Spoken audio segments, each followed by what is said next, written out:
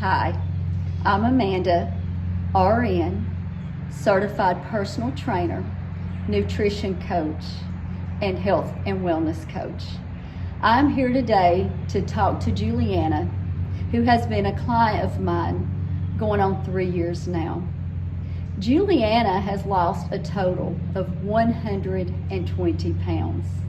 And you may ask, what did she do to get started? How has she sustained the weight that she has lost? What struggles did she have? Well, I'm going to let Julianna discuss that with you today. Hello everyone, I'm Amanda. I'm with Limitless Women's Fitness, and I have Julianna with me today. She's been one of my clients for going on 3 years now, and she's made significant progress, and I'm so proud of her. So I wanted her to come today and talk to you guys and let her talk about her journey. So the first thing I would like to ask Julianna, and again, thank you for being here today, and I just want to lift up the Lord first and foremost, and I do want to read from 1 Corinthians 6:19. It says, "Don't you realize that your body is a temple of the Holy Spirit who lives in you and was given to you by God?" That is so important to know, because our bodies, they're not our own. They are the Lord's, and He can guide us and direct us into making healthy choices. First of all, I would like to ask Julianna, what inspired you to start your weight loss journey? Well, first and foremost, it was my family, and specifically my granddaughter. To be able to play with her, get up and down off the floor, and be able to keep the stamina up all day to keep her. Yes. And just to be able to walk up and down the steps Right. without losing my breath, or I was just way far gone when I started this whole process. So Yes. it was that inspired me when I had my little granddaughter. That's wonderful. I feel like a lot of people struggle with that and can relate to what you're saying. Can you share a pivotal moment when you realized you needed to make a change? Yes. I had several of family members who would comment on your size, or not really specifically, but just kind of roundabout. I mentioned before, walking up and down the steps, just lose my breath, and even leaning down to try to tie my shoes, I would lose my breath, and it was heartbreaking, and I knew it was happening, but I had just not done anything about it. And also, when I would go to bed at night, I would just feel like I was smothering. I just had so much weight on me. So yes, that's a very uncomfortable feeling to have those comments. They can be very hurtful, and it's unfortunate that people say things like that, and then when we realize that our health is being affected, we know we have to make those changes, and that encourages us to do so. What were some of the biggest challenges you faced in the beginning of your journey? Just getting started, just taking that first step. Trying not to get discouraged whenever there are things you couldn't do in the beginning. You tell yourself you can start slow, but you really want to do everything quickly, and we want instant gratification, and that's very discouraging when it's not there. But just you have to figure out the important parts and what means the most to you, and start slow, and then you can gradually build on those things. And you have to get your mind right. You do. You have to be ready. You have to be ready. Yes. Absolutely. Well, thank you for sharing that. What strategies have you found most effective for losing weight? Drink lots of water. That was very helpful to me, and to not deprive myself of things that I wanted. To make smaller portion sizes of what treats, to say, not cheat meals, but treats. Yes, absolutely. And definitely to have an accountability partner or a trainer, Right. or both. Yes, that's very important. Somebody that'll watch you step on the scales. It keeps you in check pretty quickly. Yes, it does. I agree with you there. That's great. How do you stay motivated on the tough days? Just seeing results, and knowing how much I feel better after I do a workout or a walk, or just do any kind of exercise. It reminds you why you do it after you get finished, even though you don't want to get out of bed, or you don't want to do this, or you don't want to do that. When you finally do it, you're like, I'm so glad I did that.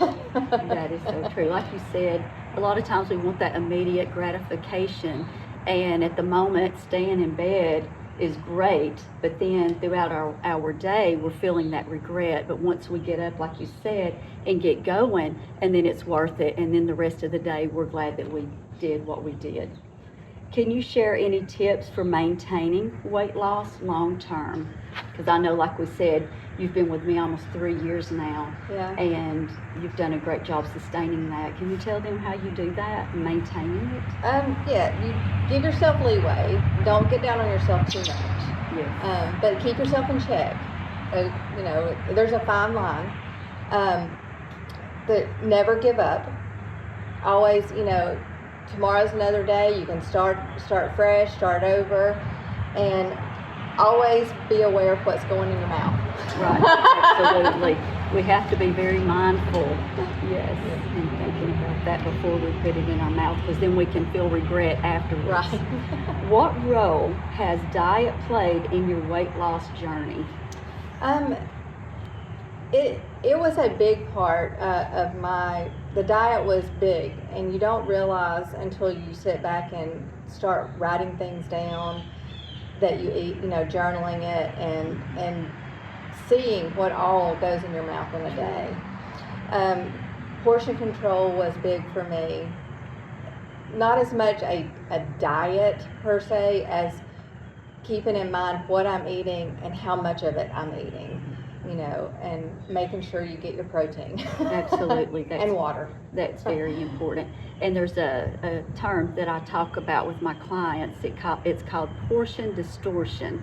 A lot of times when we go out to eat, we get a big portion, and the next thing you know, we have finished it. So it's always good to go ahead and have the server cut that portion in half, or go ahead and divide it, because if you don't, you see it, you're going to consume it. So that's one thing to keep in mind. How do you stay consistent with your workout? Accountability. People, your accountability partner. The fear of going back too. The fear of, letting that weight creep back onto you, and it takes you this long to lose the weight, and then half that time to gain it all back plus more. That's so true. That is so true. And not only does it set us back physically, it also sets us back mentally. Yes. So that can be very disturbing as well. How do you feel your results have been since incorporating 2 total body sessions a week instead of 3 and more? Well, knowing you only have to do it twice a week really keeps you motivated, because 2 and you're done, and you have it finished for the week, and you've hit all your body parts, and you're doing it 3 times a week. You can get monotonous, or more, 3 or more times a week. Monotonous, tired of it, burned out, hating to go. That's right. It's just not sustainable, No, is it? no. But how important is it incorporating cardio into those days? Very important. And it's a whole different, it's a different animal from strength training. So, but it keeps your heart rate up. It keeps you outside a lot of times, because people, do their cardio outside, and you get the sunshine and the fresh air. And if you have a partner, accountability partner, you can talk and walk and just get it all done in one day. Right, that's so true. And I have mentioned to my clients as well, even though you come for a 2-day total body, if you're not incorporating healthy eating patterns along with the cardio, you're not really going to make any difference. A lot of people wonder why they've not lost weight. Well, I recommend looking back on what you're consuming each day, how much cardio you're doing, because even if you choose to eat a healthy diet, if you are taking more calories in than you're walking off, well, then you're going to gain weight. So that's just something to keep in mind. Okay, let's talk about the mental and emotional health part of working out and fitness, because I know a lot of people out there really struggle with that mentally. They get depressed, have anxiety. So let's talk a little bit about that. How has your weight loss journey impacted your mental health? It has increased my confidence 1,000%. I mean, it has really. I get in pictures now, or I go places, and I don't just stay at home, or you hold your shoulders a different way. I mean, you walk in with confidence versus with your head down, and hopefully you won't be seen. But it has changed my mental state so much, and I'm so thankful for that. That's wonderful. That is so good to hear. How do you deal with setbacks or plateaus? You just never give up. You can't let yourself give up. You'll get to restart, like I said a while ago. You get to restart again tomorrow, and think about what you're doing and try to change a little something. You don't have to change everything at one time. That is so true, because a lot of times when we've had one unhealthy meal, we feel like we've ruined it for that day, but we've not ruined it for the whole day unless we've eaten multiple unhealthy meals. The key is, if you eat one healthy meal, go ahead and get back on track right after that, and then you are more likely or less likely to feel guilty about what you have consumed. Let's talk about support and community. What advice would you give to someone just starting their weight loss journey? Be patient with yourself. Be patient and allow yourself to go through the process. And don't get discouraged, and don't give up, and don't try to change everything at one time. Right. And don't let yourself make excuses. Absolutely. Because I used to talk myself out of not going to walk, or not going to do my cardio, or not going on a hike. I can always find something else to do.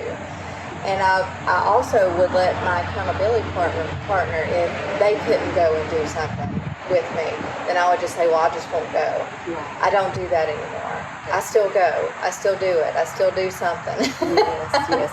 And I know, and too, we'll also go back to talking about the cardio.